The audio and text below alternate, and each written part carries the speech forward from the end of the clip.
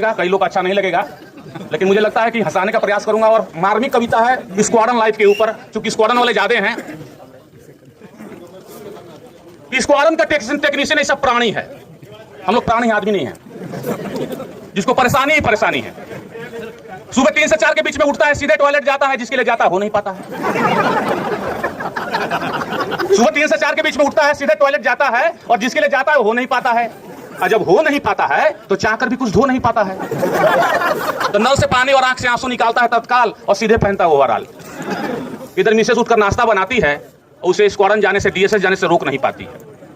तो जिस वक्त टेक्नीशियन को होना चाहिए अपनी बीबी के बाहों में, उस वक्त होता है स्क्वाड्रन के राहों में। जिस वक्त बीबी को होना चाहिए, टेक्नीशियन को होना चाहिए अपनी बीबी के बाहों में, उस वक्त होता है स्क्वाड्रन के राहों में। स्क्वाड्रन आते हैं, सुनता है गाली, और टेक्नीशियन के लिए गाली उसका रोज का है तो वाली, जिसे वो अक्सर सुनता है, टूल ट्री में आकर अपना औजार चुनता है। गाली सुनकर बंदा नहीं होता है ताश, कारण टेक्नीशियन हो गया जिंदा लाश, खत्म हो गई सारे इमोशन। और जब डीआई कर लेता है तो उसको लगता है मोशन।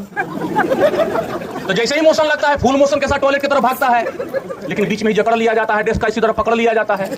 बोला मिस्टर वाई और अफ्रेड, आखिर कौन करेगा F4 परेड? मिस्टर वाई और अफ्रेड, आखिर कौन करेगा F4 परेड? मैं बोला सर इमरजेंसी कॉल। बोला मिश्रा नौ बहाना है टाल, तुमसे पहले विष्णु भी यही कहकर भागा है। मैं बोला सर वो छुआ सीटी का, इसलिए आधा घंटा पहले जागा है। वही तो खलता है कि सुबह 4 बजे कुछ भी नहीं निकलता है। खैर कुछ देर के लिए बंदा टॉयलेट में होता है मौन, तभी देश का माइक होता है on. Pilot sir coming please pay attention. इस तरह बना का बना रह जाता कॉन्स्टिपेशन। पायलट का नाम सुनते ही उसे याद आती है नानी, इसी तरह गिराता है टॉयलेट में पानी, फिर पहुंचता है वही पेन रेस्पेक्टिव, फिर सुनने को मिलता वही गाली, वही एडजेक्टिव। जब जहाज चला जाता है तो लेता है बंदा चैन की सांस, तभी सेक्शन आईसी आता है उसके पास। बोला मिश्रा तुम्हारे साथ क्या प्रॉब्लम है, टॉयलेट के जाते हो, आधा घंटा वहीं लगाते हो, मुझे तो लगता है वहां पर किसी को ट्यूशन पढ़ाते हो।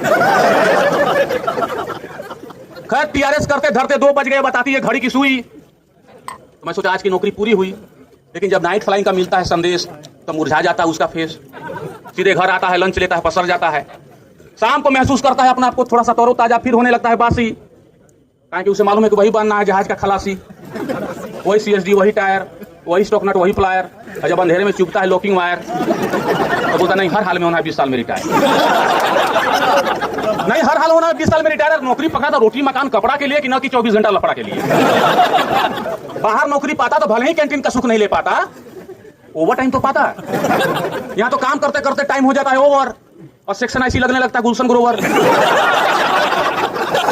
सेक्शन ऐसी लगने लगता है गुलशन ग्रोवर, एफटीओ लगने लगता है अमरीश पुरी। लेकिन हम कुछ बोल नहीं सकते, हमारी यही है मजबूरी, क्योंकि फौजी फौज में आते हैं पेट के मार